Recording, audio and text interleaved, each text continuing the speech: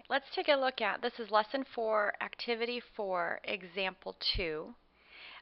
Nancy Hoover had total travel expenses, and it tells about all of her different transportation costs and so on. And then it says, if dinner cost twice as much as lunch, how much was her lunch? How much was her dinner?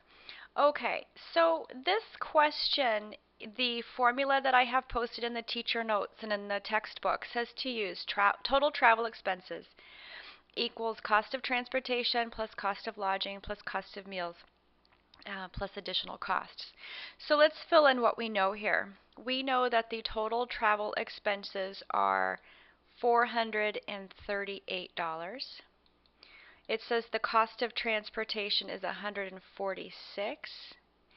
It says the cost of lodging is $219.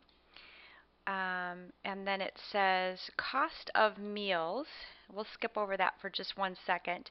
And then it says additional costs were $25. All right, so let's look at this cost of meals. It says if dinner was twice as much as lunch. Well, I have to think of this with one variable. I know that I don't know the cost of either. I could say that the price of lunch equals X dollars. And it tells me that dinner is 2 times the amount as lunch. In other words, it's doubled. And that kind of makes sense. Lunch you could probably get for $6. Dinner's more like $12. Okay, so cost of meals, I would be adding these two together. I'm adding what they had for lunch to what they had for dinner. So the question is how much was lunch, how much was dinner? We need to solve for x. So when I add 146, 219, and 25 together, I get 390.